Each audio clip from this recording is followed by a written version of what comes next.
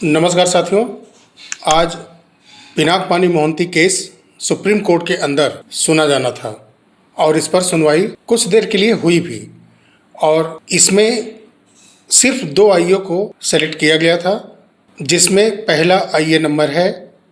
89053/2025 और दूसरा आईए है 11147/2025। ये आईए पिनाक-पानी मोहंती केस में शुरू से चला आ रहा है। जब ये अक्टूबर-नवंबर माह 2022 से केस की सुनवाई शुरू हुई है, तो इसी 2 आईए के माध्यम से जो रिस्पोंडेंट हैं, यूनियन ऑफ इंडिया है, फाइनेंस मिनिस्ट्रेशन है और ईडी है, सीबीआई है, स्टेट ऑफ उड़ीसा है, तो इसी आईए के माध्यम से इस केस में सबको रिस्पॉन्ड करना है और इसमें ही 5,000 करोड़ रुपए सीआरसीएस पोर्टल के माध्यम से लेकर के सारा से भी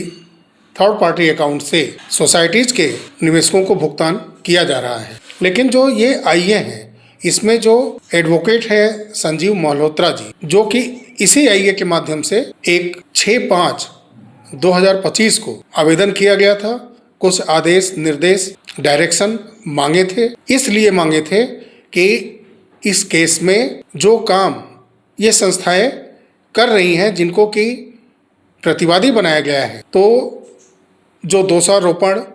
इन प्रतिवादी रिस्पोंडेंट पर की गई है, तो असल में ये कोई और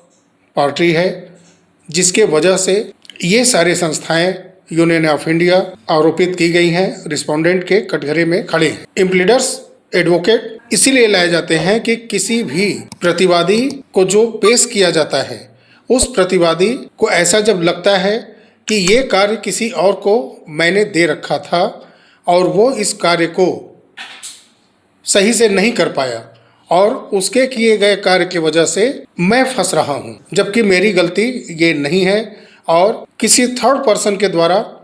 की गई गलती को मेरे ऊपर आरोपित कर दिया गया, मैं उसका भरपाई कर रहा हूँ। तो ऐसी स्थिति में इम्प्लीडर्स एडवोकेट बात रखते हैं रिस्पोंडेंट की तरफ से, यानी प्रतिवादी की तरफ से। तो सिर्फ 2 आईए पर सुनवाई हुई, तो इसके यही मायने हैं कि जो संजीव मल्होत्रा जी हैं, जो कि 6 मई को स्पेशली चुपके से इसी 2 आईए पर सुनवाई हो गई थी, पता भी नहीं चला और पोर्टल पर सुप्रीम कोर्ट के अपडेट भी उस समय नहीं किया गया था। सुनवाई होने के बाद